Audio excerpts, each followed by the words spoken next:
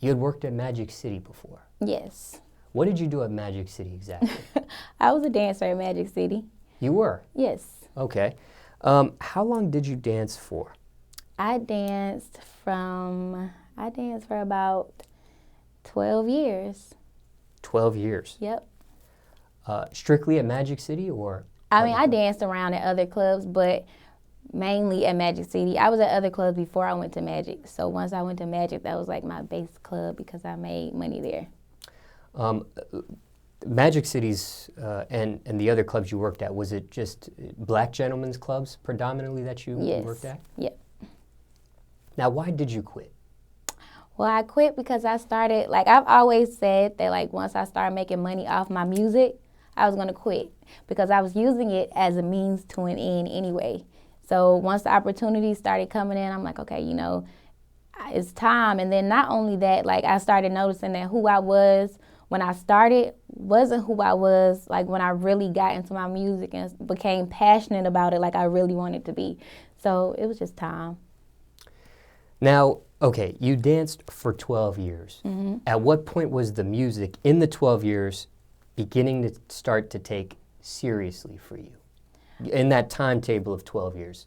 Well, I'd always been serious about my music from the time that I started. Like, oh, okay. I started singing when I was a kid. Like, I have pictures of me singing in church when I was like 5 years old. So my whole case in point in dancing was I had things that I wanted to do, and as I got older, you know how it's like one of those things like when you're a kid, you feel like you have everything, but like once you look back on it, you be like, damn, I really didn't. And I'm the type, I don't like asking anybody for anything. When I graduated from high school, I knew I didn't want to go to college because I hated school, even though I did good in school. So I guess I was just always different. I was always an entrepreneur in my own right, and I don't know, that was just the way for me to make money and still be able to chase my dreams and do what I wanted to do. So you were doing music the whole time, but towards the end of the 12 years, mm-hmm. you were making serious money off the music where you could leave the dancing alone. It wasn't even serious money. It was just like enough money? It wasn't even like, it was barely any money. Oh, wow. It was barely any money, but I'm really, really spiritual. I pray a lot, and I'm one of those people, like, I know God don't play about me. So if I ask for something and I pray for something and then he delivers it to me, like I'm like, okay, I got to take heed because I see that he's answering my prayers. And not only that, like, I write my prayers down. I write down my goals. I write down my dreams. I write down what I want to do.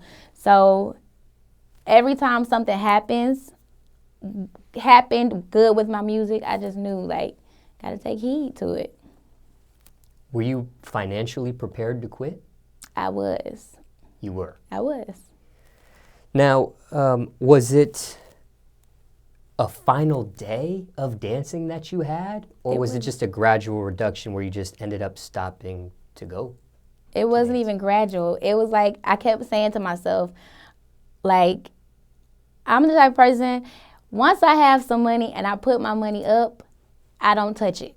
And that's what kept me in the club like for 12 years because okay, if I have something to do, I got to go in the club and get it. I'm not going to touch the money I already got. And it just got to a point, I don't know what happened. Like something just snapped and I said, I'm not doing it no more. And I didn't. Cold turkey. Cold turkey. Now, how easy or hard was that for you to do? I thought it was hard. I thought it would be hard prior to me making the decision, but once I made the decision, it was like a piece of cake. No looking back. It's kind of like drug dealing, selling dope. Like, you do it for a long time, and you, like, if enough shit happened to you, you know, at some point you're going to say, okay, well, I got to take heed. I got to just do something different because I'm getting the signs that it's time. You know what I mean? So even though you were financially prepared to quit, mm-hmm. was it a spontaneous decision when you actually made the choice to quit, or you were winding down and you were telling yourself, you know what, this is probably going to be my last year anyway? Was it like stuff like that you would say to yourself at all? No, it wasn't. It was totally spontaneous. And what's crazy is, like, at Magic City, I was one of the top dancers, one of the elite dancers. So I made a lot of money the whole time out there, all those 12 years, I made money the whole entire time. So my birthday came around and I was going to have a birthday set. And I know a lot of people, so I knew I was going to make a lot of money. And I always invite my mom. Me and my parents are like really, really close. I invited my mom, but you know, I never take anything off or anything. But I invited my mom, and since she's my mom, she just saw it on my face. She like, what's wrong? I'm like, I don't want to do this. And she was like, well, let's go. And it was just like that. I'm like, you're right. Why am I here if I don't want to do it? It's kind of like I'm making myself be here. You know what I mean? So. They get topless in Magic City? They get completely nude in Magic City. Okay, I thought they did, but you never did. I did sometimes, but it was rare. Like once I started coming into my music, like I started seeing people that I knew from the music world, and it would be like when I'm at Magic, you feel like you can reach me. But when I'm not at Magic, you can't. When it got to that point, like it was a wrap. Even without taking your clothes off, you could still become an elite dancer at that type of club? Yes, because it's not about, when you're a dancer, it's all about the art of seduction. It's not about how you look, because we're in Atlanta, like this is a strip club type city. We're in the mecca of strip clubs. So a lot of guys that come in strip clubs that spend the money, like they don't necessarily look at you when you're naked. They come in and if they have like a girl that they like, a lot of times they like those girls because they talk to those girls. It's all about conversation, you know, conversation rule the nation. I don't have to have sex with you. I don't have to talk to you when you leave here. But when you're here, it's about me seducing you to get, you know what I mean? I have stuff I got to do. You know what I mean? Conversation over clothes. Yep. That's how a real one do it. Now, when you spontaneously quit, again, you were financially prepared, but did you miss the lifestyle at all after the final quit? Not at all. Really? I actually wish I would have quit sooner. Didn't relapse? Didn't relapse. Over. Since you did quit, was there times you were booked ever to be at the strip club either to host, or it was like a music function, like a single release party for you, or some sort of type of event like that?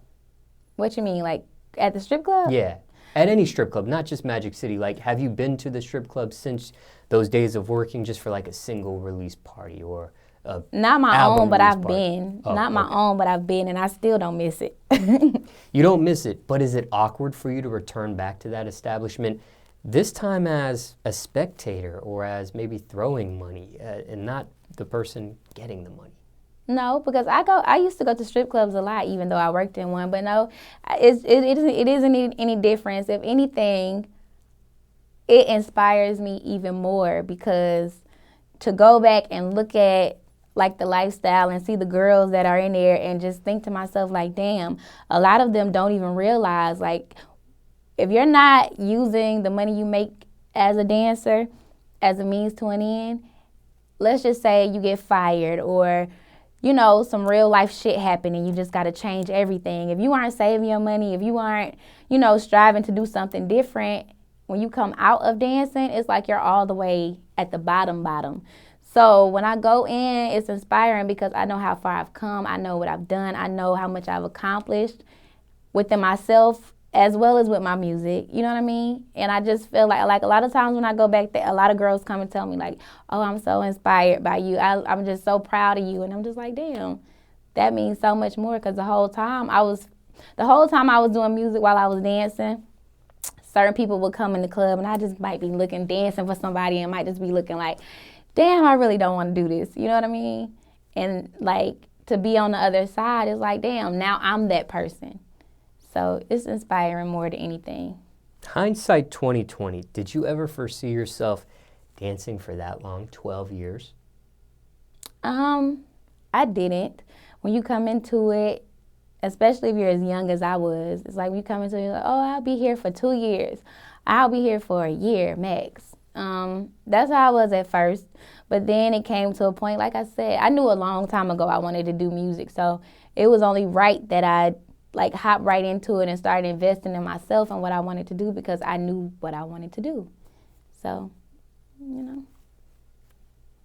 How was that being in the strip club with your mom in attendance at the same Was that usual, or was that like a once in a while type of thing? No, it was only on my birthday because I made so much money. She had to help me get it together. I see. Her, my sister, my cousin.